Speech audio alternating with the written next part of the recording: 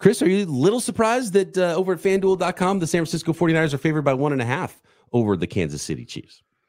Maybe a little bit. The 49ers are a great team. To me, it's not overly surprising. I don't think that they are the team that their record suggests that they are.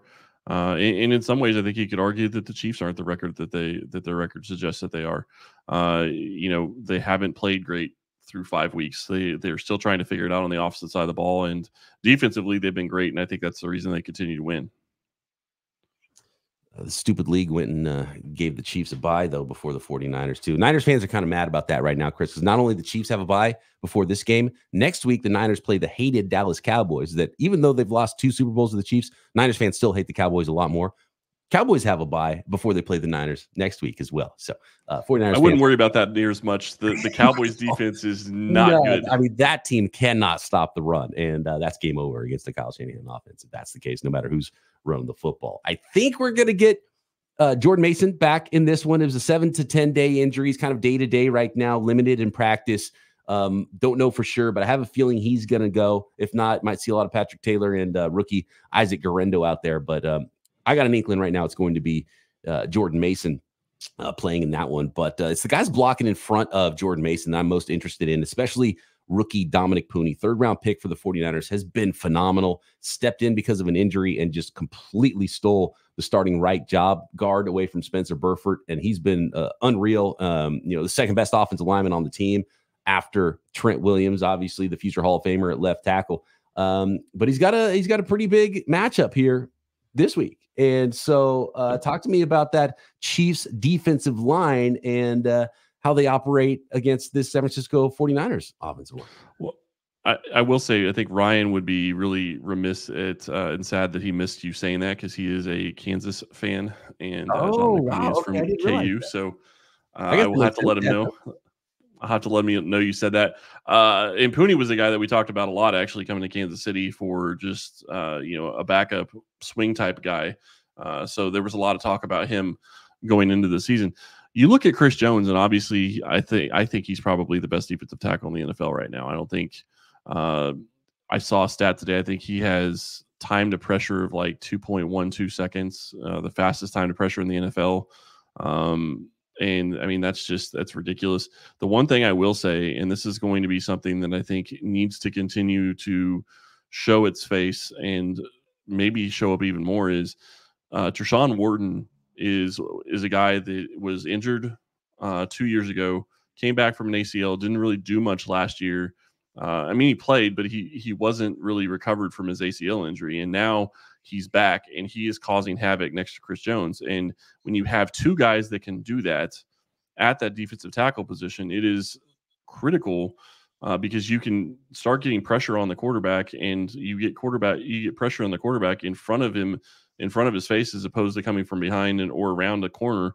That's a huge benefit for the team. So I think that could be a big thing for this Chiefs defense trying to go up against the 49ers. So, Chris, then paint the picture. What does a Chief victory look like on Sunday? How's this going to go? Chiefs victory looks like them not turning the ball over. I've said this just about every single game this year. Problem is that they're at the bottom of the league in turnovers. When you start looking at turnover differential, they're not getting turnovers from the other team, and they're turning the ball over too much. So if they can, win the turnover battle, I think they have a great chance of winning this game. The other thing that I think is going to play a big part is if you go back and watch the first week of the season, they played Derrick Henry, and they held him to 46 yards on 13 carries, 3.5 yards a carry.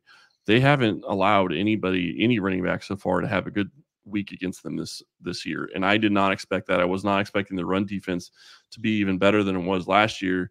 And now they're going up against Jordan Mason, who is the number 2 running back in the NFL when it comes to yardage rushing. So I think that's going to be a huge matchup and something that's, if they can keep him under, between 50 to 75 yards, because I don't think that they're going to stop him. But I do think that if they can keep him to 50 yards, even if it's a little over 50 yards, if it's, still only 2 to 3 yards a carry, you've got to feel pretty good about that as a defense. Yeah, it'll be fascinating if Jordan Mason can't go, if Kyle Shanahan doesn't want to lean too much on the rookie, if they go a little bit more aerial against the Kansas City Chiefs. Yep. But the Niners haven't had a problem getting points on the Chiefs, especially in the first halves. And, Kyle Shanahan's, scripted 25 plays or whatever it is, I think they're good there. It's the second half adjustments is what I point to. And Spagnuolo has been so good. Reed has been so good in that capacity. And so can the 49ers close out a game when they get a lead? That's just going to linger in my head. It's going to linger in every 49ers fan's head until they prove they can do it against the Kansas City Chiefs. And it's not only been the Chiefs that's got them this year. It's happened twice. So close out the game. That is the path to victory for the 49ers. Obviously, you got to have a lead first before you can close it out. But I'm a believer in Kyle Shanahan's offense being able to put some points on the board. I think a banged up offense that we laid out here of the Kansas City Chiefs shouldn't provide too many problems for the 49ers, say jumping out on a big lead against the Niners that they have to try to come back from. Just stay in front of the sticks, run the ball a little bit. Don't get any of those obvious third down and longs so Chris Jones can go get after you. To be honest with you, Chris Jones, it wasn't so much him just winning one-on-one matchups in the Super Bowl. It was protection busts. So, block the guy you're supposed to be blocking for the 49ers. And I think the 49ers will be all right.